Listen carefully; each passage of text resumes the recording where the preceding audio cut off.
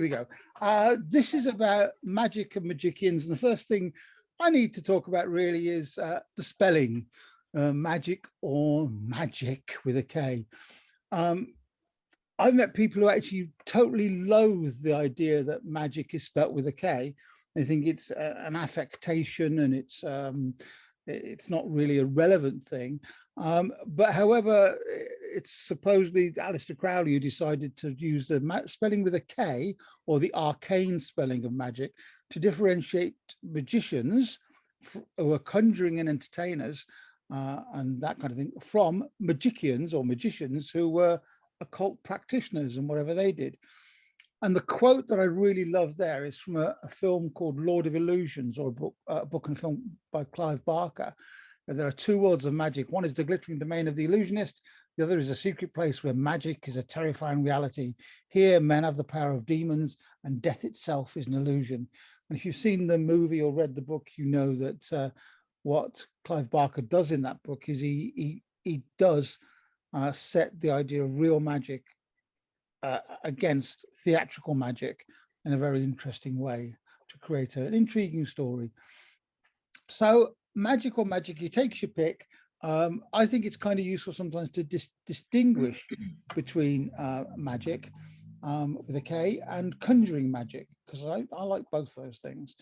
And the reason it's worth us doing that separation really is about this painting by Ronald Bosch in 1502. It was called The Conjurer.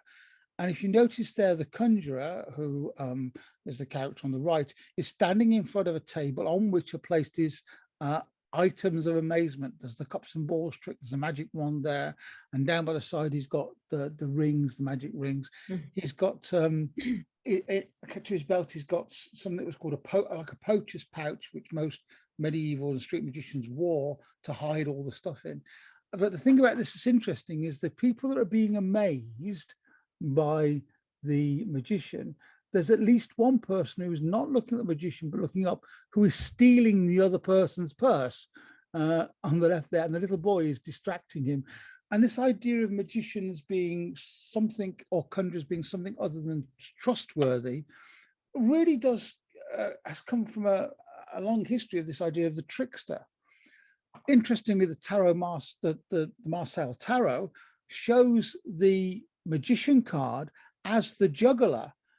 He is close to the Ronald Bosch magician in many respects, that he is a conjurer. He's not necessarily a master of all worlds, he is something else.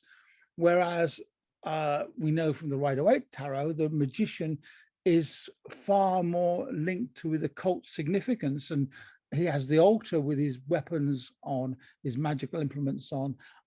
So even though the Marseille tarot has got that hand pointing upwards, the wand, and hand pointing down, it's in the process of doing a magic trick. He's going to make the ball vanish. Yeah. Even though the hat could be seen to be an infinity symbol, there is very little of the mystical magician in the Marseille tarot as opposed to the Rider-Waite tarot. And the Rider-Waite tarot does try to capture this idea of the magician being an important character. I wrote a book called Claiming the Magician, and you can get it on Amazon. But if you are a member of the monthly, the monthly Moot Club, where you pay £5 a month to get the recordings and all that kind of stuff, there's a free e-version of that book on there, which is just a bit of, when I've reread it recently, it's very much of a ramble. So if you're looking for something with a coherent sort of story or line through it, it's there, but it's not as clear as I'd like it to be. However, the reason I wrote the book was that I was trying to make a case for the need to reclaim the magician, the word magician, from the idea of the great uncle that comes and pulls the coin out of the kid's ear at birthday parties, through to the very powerful archetype of the magician. And I think that's what I really want to talk a little bit about tonight, about the fact that we're dealing with a very powerful archetype and a very powerful image that we sometimes play down. And the question we can ask ourselves is, why do we play it down? Are we playing it down because the magician is actually quite a scary person? Yeah. Is it because the magician has possibly access to knowledge or power that we may not have, and therefore we are frightened of him. And it's easier to see him as a trickster and a mountebank and a juggler, rather than to see him or her as a powerful individual in their own right. So let's have some definitions of magic, either with a C or with a K, but the Webster's Dictionary defines magic as somebody who's got an extraordinary power or influence from a supernatural source. And indeed, entertaining magicians make that kind of illusion. No, they cut people in half, or they pour water that and turns into wine, or they cut ropes and put them back together again. They have this allusion to not just sort of physical skill, but maybe some supernatural source. And if you look at the posters used by most conjuring magicians from the 1900s, early 1900s, almost every single one of them have got allusions to demons and devils and knowledge from the other source or from other sources. Again, the Collins Dictionary speaks about being able to make things disappear or reappear and controlling events in nature. Now, the idea about making something disappear, which is a kind of like, we know things don't necessarily disappear, or do they, in our consensus reality? But controlling events in nature is an interesting idea there, because we know that the Romans really wrote a lot about these women, particularly called the Tempestori, who were the people that could conjure storms. And later on, at the start of the kind of the Spanish Inquisition and things like that, it was the people that were seen to control nature that were targeted first.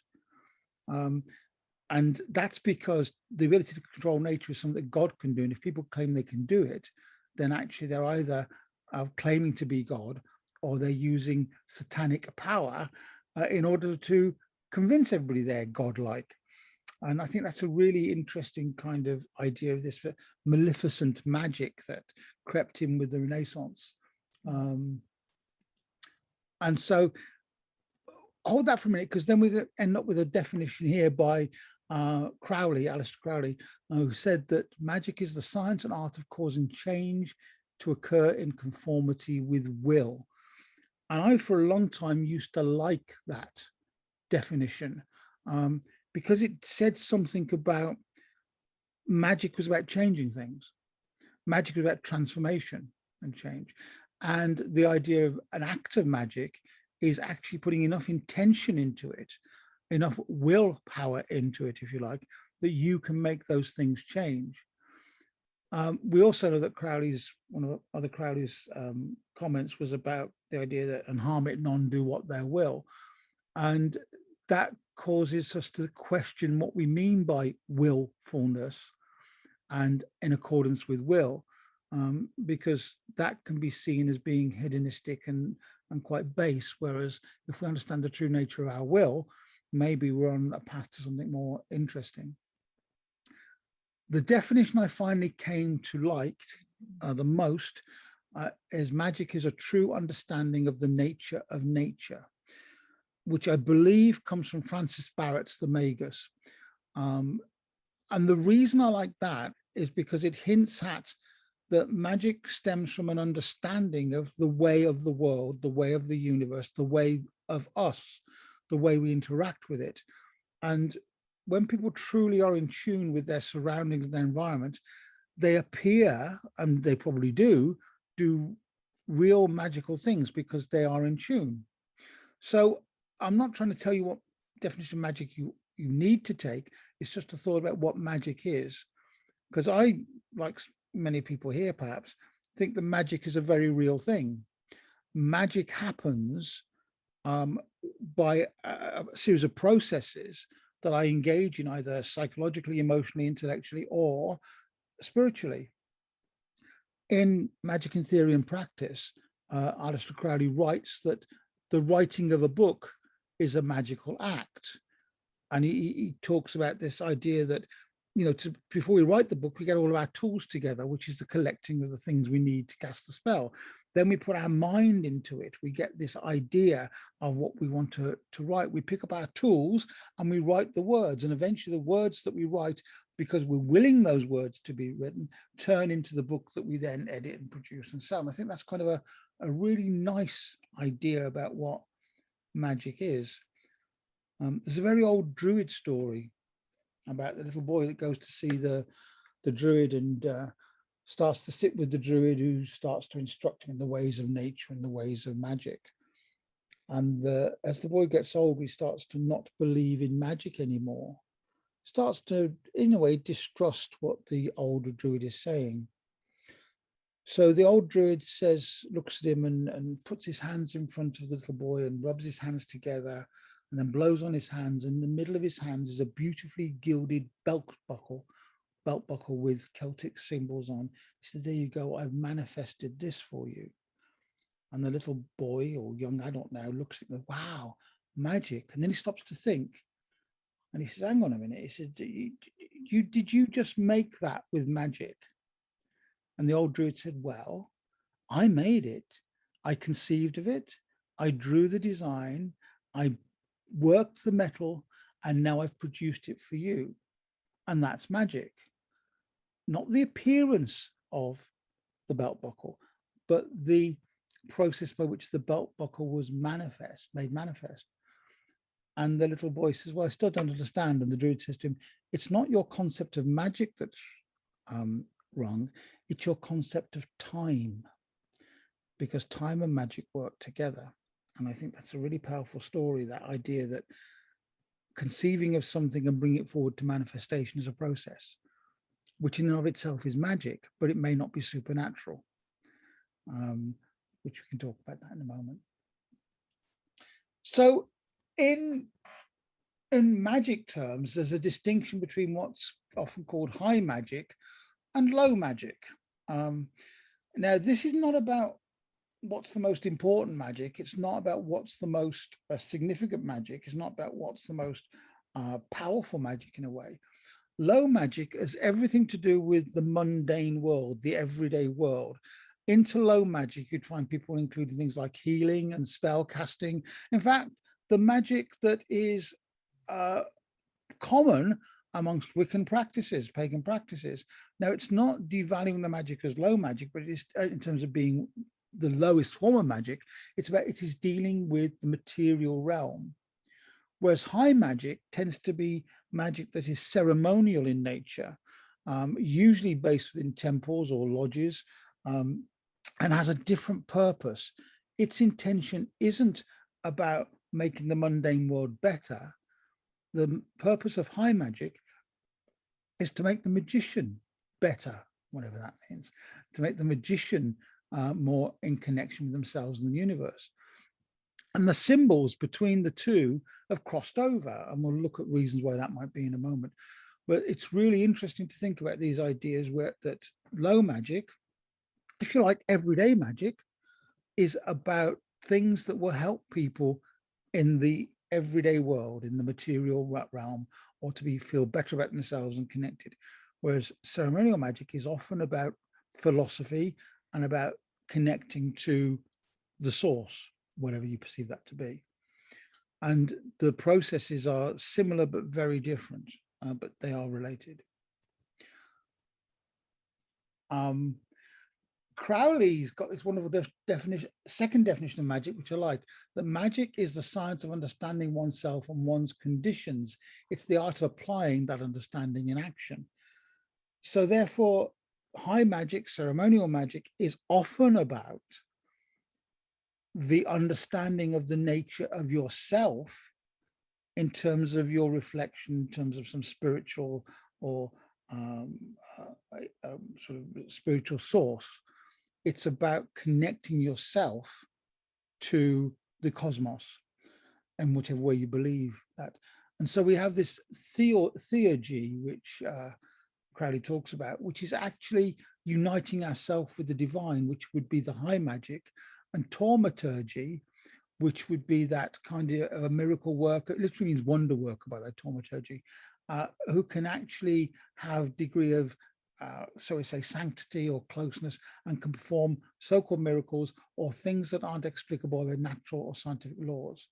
So again, theurgy is the connection to the divine, and that's the work of you becoming one with the divine. That would be ceremonial high magic. Thaumaturgy would be everything else that's to do with spell casting and working skillfully and artfully and with knowledge and wisdom to create effects in the material world. Now, I just want to go kind of whistle stop to, it's not an A to Z of occultists, but I think these are people that are worth knowing a bit about if you don't, and if you do, revisiting the stuff. And I tried to put them into some kind of chronological order and tried not to make them all male. But Cornelius Agrippa is the first person outside of Crowley that I read. He published in sort of 1500s what he called the 3 books of the occult philosophy. I've got them, but they're now packed away. But they are fascinating reads. And what's interesting about them is that when he published them, he was immediately condemned as a heretic by the Inquisition of Cologne. And he recanted by saying that actually he wrote the books in his youth and he doesn't no longer believe in those books. But in the same letter that he wrote his refutation of magic, he did make a difference between the magic of, shall we say, the low magic and the philosophical need to become one and understand God more. So in many ways, he kind of like was a magical skeptic to most people. But if you read his work, he's talking a lot about how we can connect to, in his case, a Christianized Godhead. And his influence is really Kabbalah, Hermeticism, and Neoplatonism, the idea of the elements and those kind of things. So he was a very influential occult writer that if you've not come across or not read, I would recommend you have a look at some of his stuff. His 3 books of occult philosophy are like miniature essays on different aspects of occult practices and occult thinking, or magical thinking and magical practice. The next person I've got I like a lot, you may have heard me talk about, was John Dee. John Dee was an amazing man. He was like Cornelius Agrippa. They were both polymaths. They were into all kinds of things. John Dee was the astrologer to Queen Elizabeth I, even though Queen Elizabeth I didn't like astrologers. She had him as an astrologer. He was the first person to translate Euclid's geometry from the Greek into Latin and then into English. He was a natural philosopher. He looked at the way nature worked and the way that the world worked. And towards the end, towards the sort of late 1500s, he got disenchanted with looking at map making and all the stuff that he was, the mathematician within him was looking at, and started to develop more along the lines of hermetic knowledge, and started to work with a medium called Edward Kelly, with which they channeled a lot of material that became known as angelic or Enochian magic. The Monus Hieroglyphicus, which is the symbol in the middle there, is his attempt to give you a formula for the meaning of life or the existence of life or the connectivity of life. And I won't go into that now because we've done something before on the Monus Hieroglyphicus, but it's a fascinating symbol because it contains so much. And I think I mentioned before that a few years ago, soon I went to the Royal College of Surgeons in London, who were having an exhibition of John Dee's work. They put a load of John Dee stuff together. And it was really cool to see John Dee's books on geometry with little annotations and little thumbs up drawings in the margins of where he wanted to make points. And in his geometry books, there were like pop-up pages of triangles and goodness knows what. And then around his mystical section, he had the Monus Hieroglyphica, which the faceplate of that says, in Latin, it says, he that doesn't understand should shut up and listen. So it's a great way of starting a book. But we saw his scrying mirrors, his wax seals, and it was quite, wasn't it quite amazing? It was quite amazing to be that close to this stuff.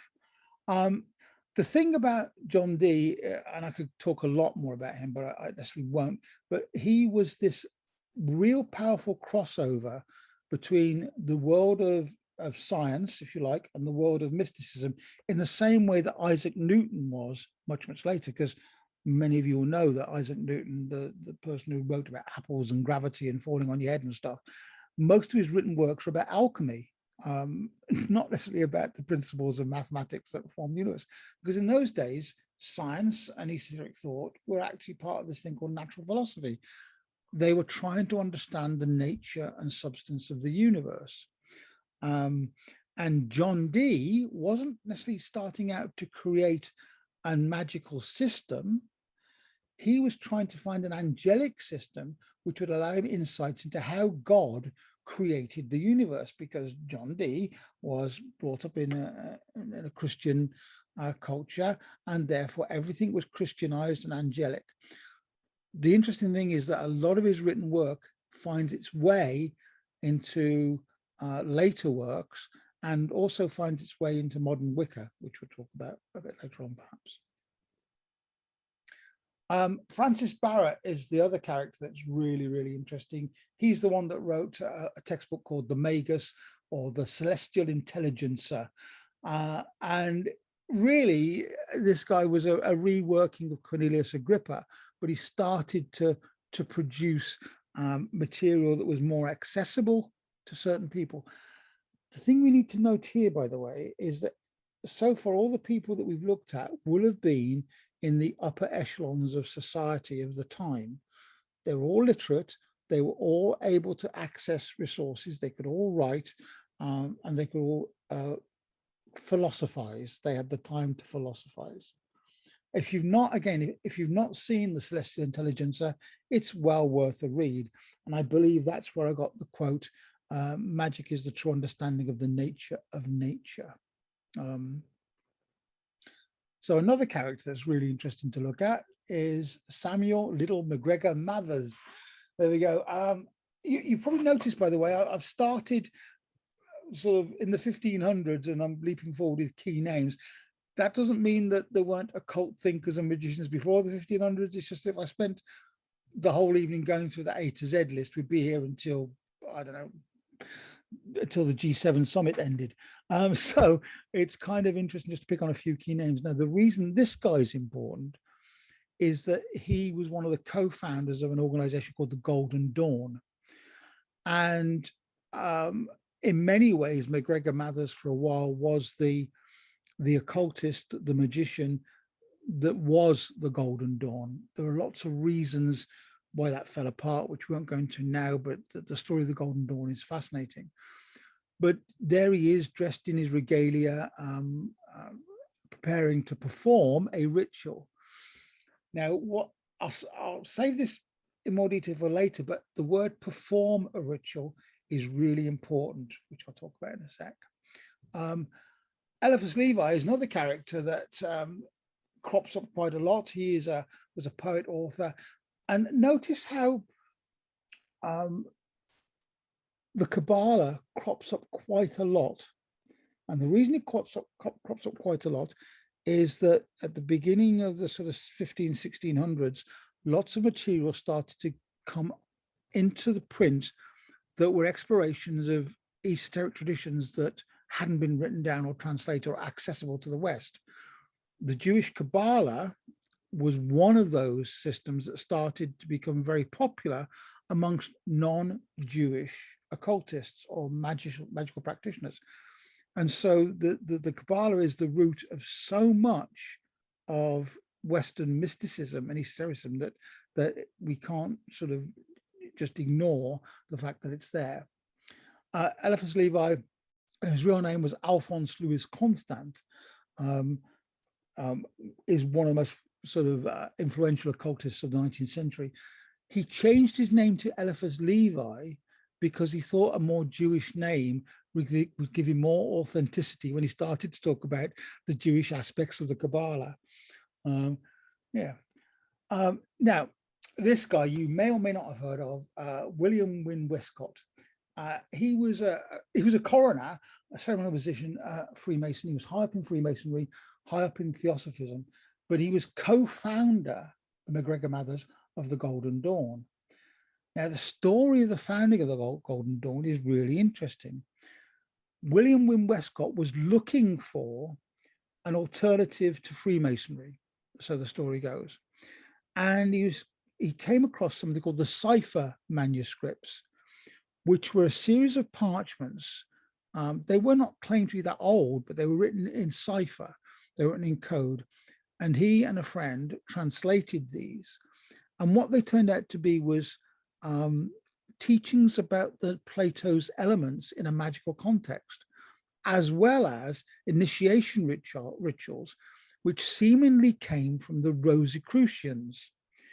And these were apparently penned by a noblewoman in Europe, which Westcott contacted and wrote to her on several occasions, eventually asking if he could use the cipher manuscripts as the basis for new rituals of the Golden Dawn. And hence the Golden Dawn was set up. The interesting thing is that we're not sure that this woman really existed. We're not sure whether the letters he wrote to them were genuine or forgeries. And therefore, there's a big question mark about where these cipher manuscripts came from, which form the basis of the Freemasonry rituals that eventually became part of the Golden Dawn and the foundation of the Golden Dawn. So he is an interesting character because wherever this stuff came from, it influenced quite majorly the growth of 19th century occultism and later into the 20th and 21st centuries, we'll see. Interesting character, a lot to say about him. But I mentioned there another group called the Rosicrucian Society, and there was the Rosicrucian Society of England, as well as numerous other Rosicrucian societies. And they were teaching elements of Neoplatonism, the connection between human beings and elements and those kind of things, before the Golden Dawn came about. And Westcott and MacGregor Mathers were all Rosicrucians before they became involved in the Golden Dawn. They were both Freemasons before they came involved with the Golden Dawn. Other characters that were part of Rosicrucianism were Gerald Gardner. He was part of the same Rosicrucian groups that Mathers had belonged to. And the Rosicrucian groups in England performed rituals. They performed plays based upon the ancient rituals, in particular of Egypt and of Greece. They performed these as plays, and they performed them as actual come and watch a play. And what they were really doing was trying to explore their own esoteric understanding, their own magical understanding of the text through performing a play, which became a theatrical event. And that attracted some very interesting people to the Rosicrucians and to the early Golden Dawn, as we'll see in a moment. Can't go too far without talking about this lady. I think she would not probably like the idea of occultists, but I think that's what she was. She collected together a series of works, supposedly from these things known as the Masters, and they were centered in Tibet, and so-called translations and conversations with these masters allowed her to develop a system of thinking that she published in a series of books.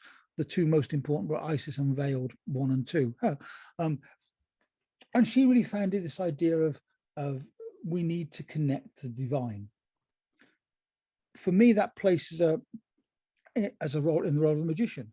Magicians are about trying to connect to divine. I think that's what she was doing. There's a lot we could say about Blavatsky. Some of it may not be as flattering because there are question marks about how far she traveled, what she really did do, what she translated, and where she got the stuff from.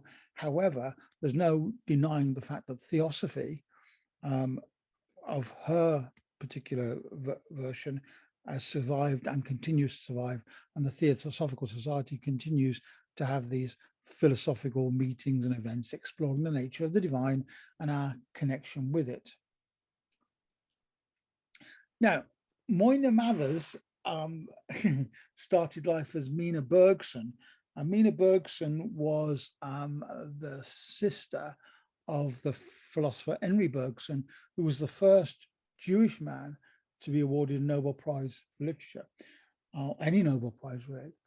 She became the wife of MacGregor Mathers, and therefore technically she was one of the founder and probably one of the first members of the Golden Dawn. I've just noticed that into the Gold Deb Dawn, it should be golden. After the MacGregor's death, she carried on and started a Rosicrucian-based order called the Order of Alpha and Omega.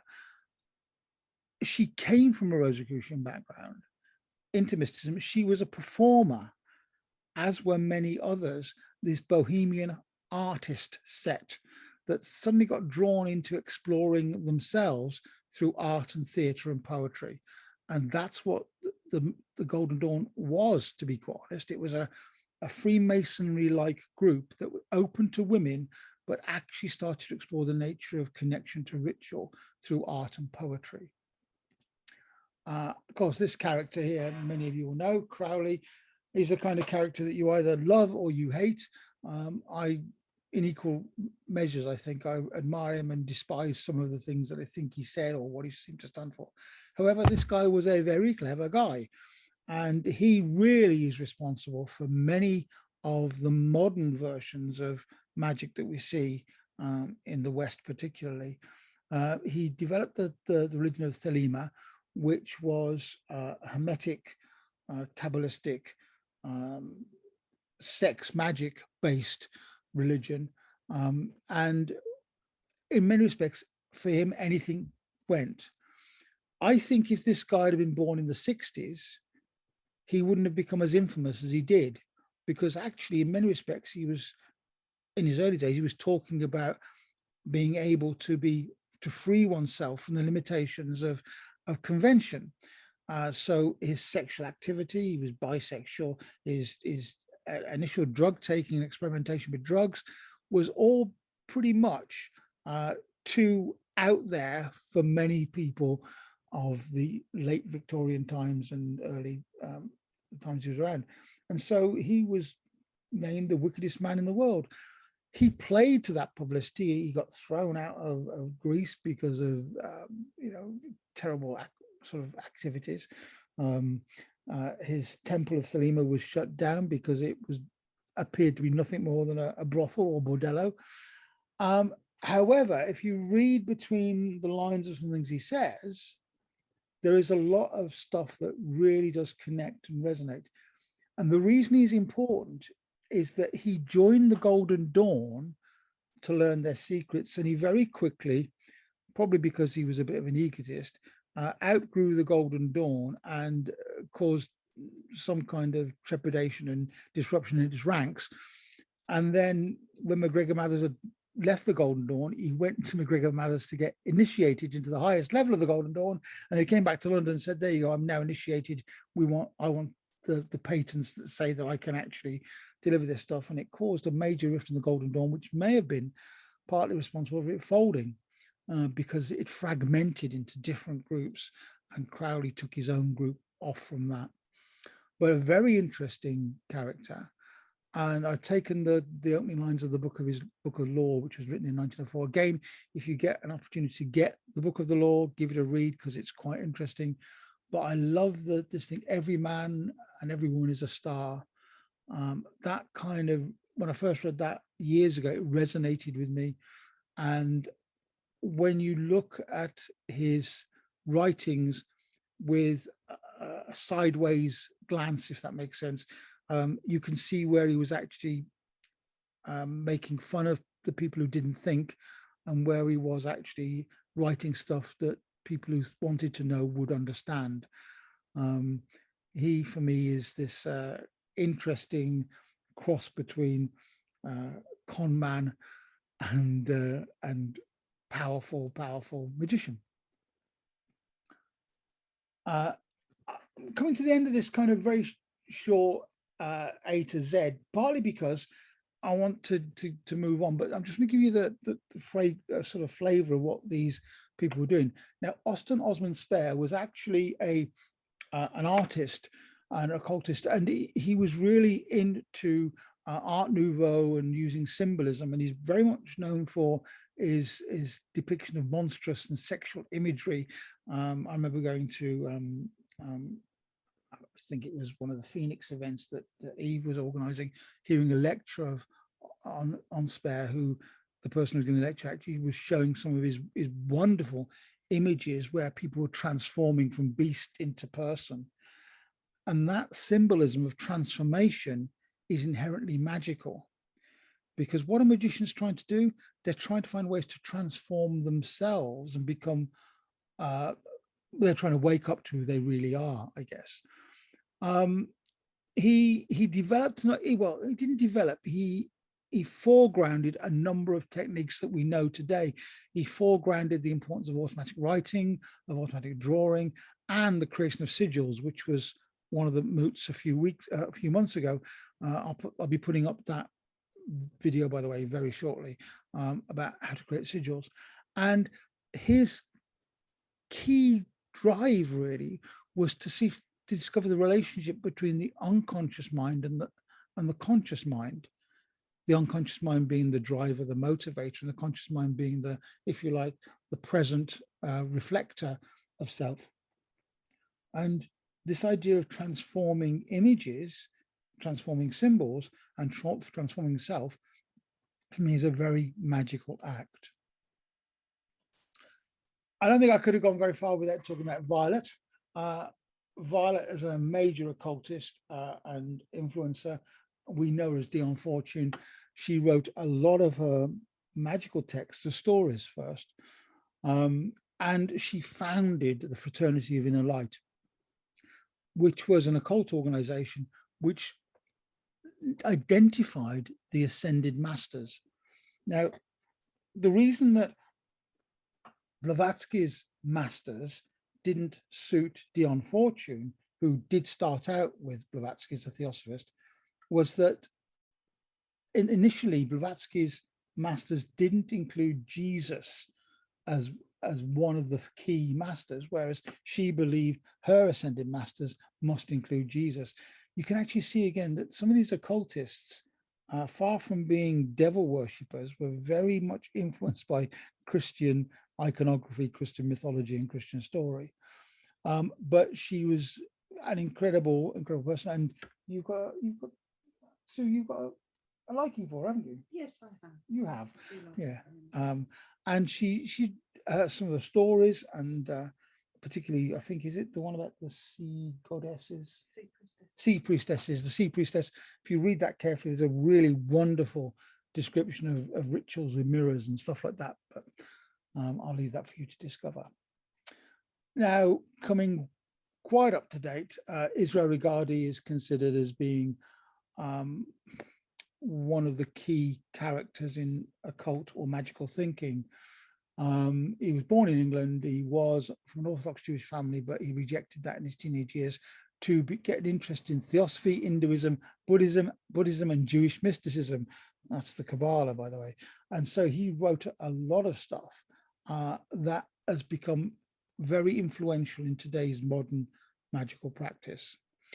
And all of these people, every one of these people, I would call magicians, because they were working on both practical occultism, practical magic, if you like, and on philosophy, and on trying to understand the nature of themselves, which is, for me, one of the differences between necessarily casting spells in what we might call low magic and the ceremonial high magic, is more about understanding the connections. And of course, the two can mix, but that for me is the definition or the difference, the key difference. I've realized that we're running short of women in this, because there are lots of women, but Olivia Robertson, who some of you may have come across or known, she did set up the Fellowship of Isis, which is an international organization, a multi-faith organization.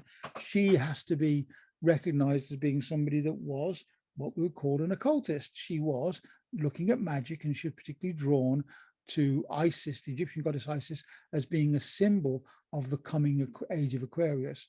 And so she features in this little list partly because she was attempting to bring to people now some ideas of ancient mysticism, and refused to be considered as a neo-paganist. Yeah, she didn't like the idea that people would call her organization neo-pagan. She wanted it to be multiracial, multicultural, and she wanted it to honor the traditions of Isis and the ancient Egyptians, and therefore understand some of their magical practices in the way that we could. So not far off the end, guys, I want to just talk a little bit about two things, really. The Hermetic Order of the Golden Dawn, I've mentioned it before as the founder of Westcott Jones and MacGregor Methods. And really, the Golden Dawn, if you look at it, is based on a series of initiations which use the Kabbalah or the Tree of Life to measure the grades within the initiations. But if you break down the three grades of initiation, really, the first order is actually where you're taught about the four classical elements, earth, air, fire, and water, and how they relate to you, and how they relate to the magical world, and you're taught the basics of astrology, tarot, and geomancy. There's nothing in that most Wiccans, modern Wiccans, wouldn't not recognize. They would recognize it. The second order is about scrying and astral travel and alchemy. Again, you know, and the third order is about spirit communication with the chiefs of the order, or understanding of the cipher manuscripts, if that's the way you want to go. The reason this is such an important organization is that it gave rise to and voice to a number of really influential people.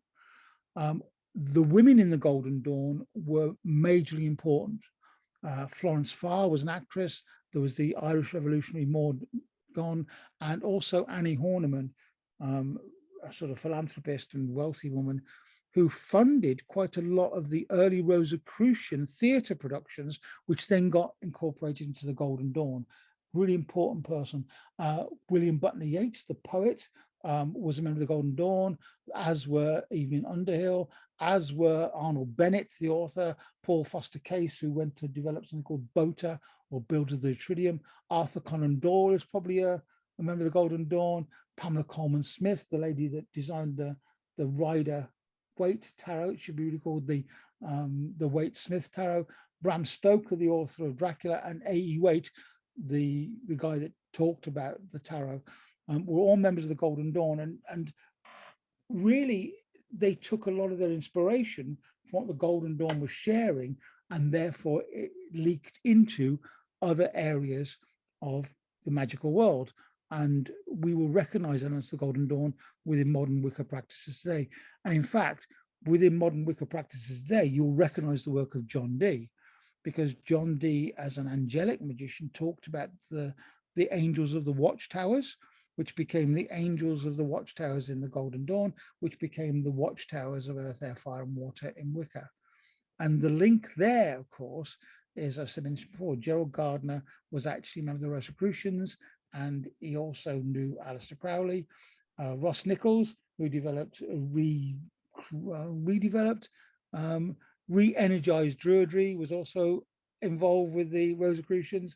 And it's almost as if, you know, Crowley and Gardner and Ross Nichols got together and said, let's all develop a new set of spiritual magical teachings. And because Gardner was a naturist, we'll all go nude. And because Ross Nichols was into trees, he did the Druidry thing. And because Crowley was into what he was into, he went his different direction and then went on to influence people like the Scientologist L. Ron Hubbard. These links, these connections are crucially important, because in truth, they're all sharing from the same esoteric source. And the esoteric source is the mystical sources of Gnosticism, Hermeticism, and Kabbalah. Another area that I just wanted to mention very briefly, it developed in the 1960s, something called chaos magic, which I haven't got time to go into a lot of, but I just want to bring you awareness to it. Really, the work of Austin Osman Spare actually gave rise to this idea of chaos magic. Now, chaos magic is interesting. It's a complete disruption of ancient rituals. So whereas if you remember the Golden Dawn, you perform rituals based upon the Kabbalah, if you're a chaos magician, you perform rituals that are based upon anything and everything and maybe nothing, because the idea is that they deconstruct the kind of idea of the Kabbalah, for example, and put different spins on it. The eightfold star are related to the eight colors, and the eight colors related to eight different kinds of magic.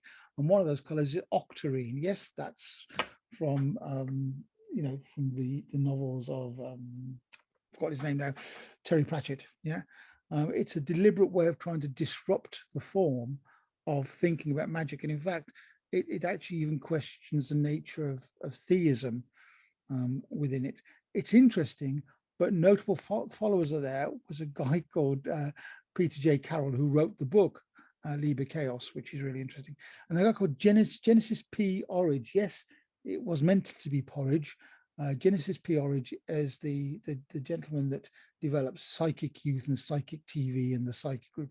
It was an artistic, cultural group that were practicing magic and media and music to really get to understand who they were and possibly influence other people.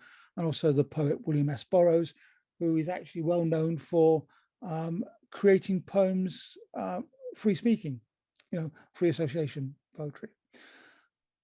These are two extremes. The Golden Dawn is a very ritualized and formalized structure. The chaos magic is formalized but disruptive.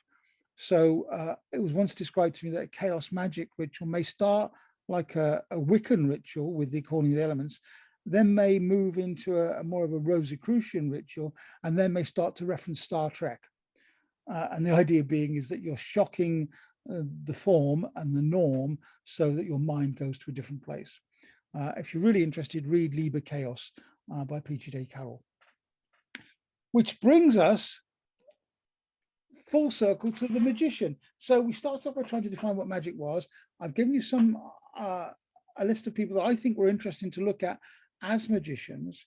And if magicians are attempting to understand themselves in relation to the cosmos, or understand themselves in relation to some form of universal spirit or knowledge, if they're working with the as above, so below principle, then what does a magician do? Well, in terms of its qualities, magicians seek knowledge from a wide range of sources. They may start off being closed, but they end up becoming more and more open to different philosophical ideas. They try to gain wisdom, which stems from their learning and their experiences. They try to understand the interconnected nature of things. They develop an empathy based on understanding and listening. That doesn't mean they're empathetic or sympathetic, by the way. It just means they understand themselves in that relation to that. And they're also the keeper of stories and ancestral knowledge. And in fact, if you look at the archetype of the magician, that's what the quality would be. So what are the activities of a magician? Well, they're teachers, they're sharers of traditional wisdom, they're healers, they're therapists or medicine people on the low magic side of things. They're priests, the leaders of ceremony on the high end of magic, and they're counselors, advisors, and oracles. And if that's the archetype of the magician, it is certainly much more powerful than the picture of somebody who takes coins out of a child's ear at birthday parties. And the reason I come back to that conjurer's reference is that a number of years ago, I worked with an American illusionist, award-winning illusionist called Jeff McBride. I know Jeff fairly well. Now, Jeff McBride is a theatrical performer. He is also very connected to aspects of the esoteric tradition and certainly to the pagan traditions in America. And he talks about the life cycle of the magician in terms of theater, where most people who get into magic, he would say, start off as doing tricks. They grow out of doing tricks because that's ego satisfaction and develop into what he would call sorcerers. That is the stage magician who's willing with all the effects and the theatrics to create the illusions of magic. And eventually that stage magician gets too old to leap around in leotards and good sorts. So actually becomes the person that may be seen on stage doing more cerebral kinds of magic, the Derren Browns of this world, the mind readers, and then eventually in the life cycle of the theatrical magician, they become the teacher of other tricksters, other sorcerers, and other oracles.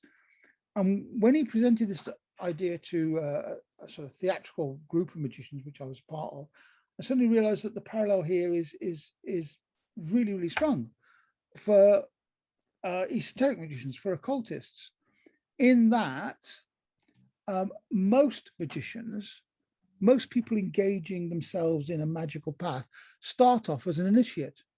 And what does an initiate do but start to explore? They start to explore what power is. And sometimes if they get stuck there, they just get caught up in the ego use of own power. They enjoy recreating themselves and redefining themselves. They enjoy playing with things. In fact, if we linked this face of the magician, it would be linked to air, mercurial, changing, the east. Yeah. Of course, a magician can stay there, a conjurer can stay there, but a philosophical or occult magician can stay there, and that's perfectly okay. But many move on from that to what we could call the practicus. So you move from being an initiate to a practice where you start to understand the true nature of your own power, and your own knowledge is increasing, and so you become sorcerer-like. You're willing to move from one frame into another and engage in magic ritual in a more precise and considered way. If I relate this to Gandalf in The Lord of the Rings, Gandalf to the hobbits initially was the trickster because he bought fireworks. But then they suddenly realized that as he moved from Gandalf the Grey to Gandalf the White, he started to wield real power. When he was fighting the dragon, taking out one more step, like was a real power, and understand the nature of power. And then the next is the oracle. Oh, by the way, a nature of power. Let's go back one if I can. That's the south. It's Prometheus. It's the fire. Okay. The oracle is the adept, the person who knows a lot of stuff, and there's now actually want to calm down a little bit to try to bring it into some deeper understanding. And the learning from being the initiate to the practicus slowly starts to turn into wisdom as they are more reflective. It's water, right? It's the West, it's water. And they see connections between themselves and others, and they realize they don't have to rush around in a fiery blaze all the time. They don't have to keep redefining themselves, because now they start to be happy with who they are and where they are. And then finally, the last face of the magician is the magus, the sage. The cycle concludes with the realization that of what has been learned on your journey. It's the real wisdom. It's the realization that you just can be. You don't need to do anything. It's where you can challenge the dogma of others, but with quietness or with wisdom or with the occasional remark. There's no dogmatism here. It's just the fact that you can speak quietly, watch, and have the confidence of somebody who is there to teach or to act as a reflection or a mirror for others. And once the magician has reached this stage, once you as magicians have reached that stage in your life cycle, you realize you can go back and be any one of the other ones you want to be. At the right time, you can turn to becoming the trickster again and enjoy it for being the trickster. You can become the sorcerer again, because it's quite fun to go, yeah, back off. Or you can become the oracle again and start to be more reflective. You can be any of these things and all of these things. And so it's not just four faces, and it's not just a journey of the magician around a wheel. It's actually the spiraling of learning around the wheel as you start off with initiate, practicus, adept, magus, go back to initiate again, but at a different level. It's like a spiral up, onwards and upwards. And that, for me, is what magicians are all about. They're about trying to understand themselves and their connection to the universe, however they conceive it to be. It's about understanding their connections to themselves and also understanding their connections to other people. And that definition is beyond time, because time is a construct that works on one plane, which is the plane of the material. magicians and adepts work across and through time. And that's another concept to talk about at a later date. So on this journey, what I've tried to do is give you a definition of magic to think about. Magic is transformation and change. I've tried to point out a few key figures that you might like to look up if you didn't know about. And if you did know about them, revisit them, because those people have influenced modern thinking about what magic, magicians, and ritual is and can be. I'd like to remind you that Crowley at one point actually said that any person engaging in magical instruction should also engage a psychotherapist, because the development of magical ability without the development of self is actually quite unbalanced and problematic. So that took us through a couple of the founding Golden Dawn ideas, and then chaos magic, which has grown out as a postmodern expression of magic. I have not covered areas of other forms of schools of thinking, the Anton LaVey's of this world, which gave birth to Satanism, which isn't what most people think it is. Isn't what most Christians think it is, I'll put it that way. And all those other major movements that came along, I've avoided talking about Wicca too much. One of the things that I found fascinating when we met Janet Farrar in Cornwall a few years ago was that most of us will recognize Janet Farrar as somebody that was a witch queen, and she was Wiccan and she was a witch. And yet at this talk that she gave, she referred to herself as an occultist. Now, I found that really refreshing, because I think apart from trying to reclaim the word magician, we could try to reclaim the word occultist, which is actually seeker after wisdom. And when she said that, you could hear there was this kind of murmur in the room, right? Because there were some people who've come to Wicca as Wicca, and they've come to it with the New Age idea in mind, and maybe don't see the dark side as something negative. And there was this respected grandmother, can I call her that? Godmother of Wicca, saying that she was an occultist, and reinforcing that magic isn't about black or white. Magic is about shades of gray. And that's one of the other big differences between magicians and people that, shall we say, practice other forms of spells or connected to other kind of pagan traditions. They clearly define the difference between black and white, so much so that I hear people call themselves white witches, and have a problem with that. But magic doesn't have a color.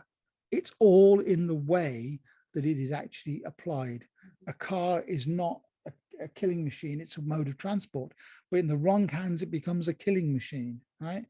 And so to attempt a magical journey and a magical training without understanding how balanced you need to be is problematic. And that's why when Sue and I were teaching the Wicca course, the first several months of the Wicca course was actually find yourself in the meaning within the elements.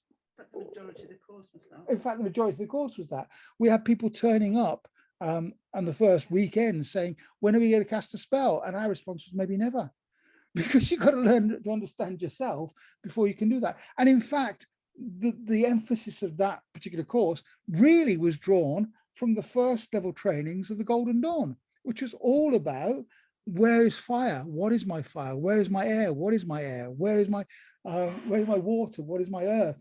And if you can't identify with those things, you are in danger of being on an eccentric wheel that is unbalanced. And it was really interesting the way people responded to that, wasn't it? But they realized in the end, and they appreciated it for what it was in the end. Yeah, because sometimes we don't know what we want when we think we want it, until somebody suggests, well, that's a possible way to think of it. If you don't know who you are and you don't know what you want, how can you perform magic? Because it has to be, it's a very personal thing to you and you only. So if you don't know you or what you want, how can you perform magic? Exactly. And on that note, that's sort of a summary of what magicians are, as far as I'm concerned, or maybe Sue's concerned too, and what magic is, because it's everywhere, it's everything. In a minute, I'm going to pick up my cup and have a slurp of my drink. That's a magical act. I have the intention of picking up the cup. I pick up the cup and I overcome the gravitational pull of the earth by picking up the cup. I drink the liquid and I am refreshed. I have now, made a change in accordance with will, because I will to be refreshed. And at the same time, I will to overcome the gravitational pull of the earth because I'm picking my cup up. With Winnie the Pooh mug. My Winnie the Pooh mug. And magic is as simple as that, and it's as complex as that.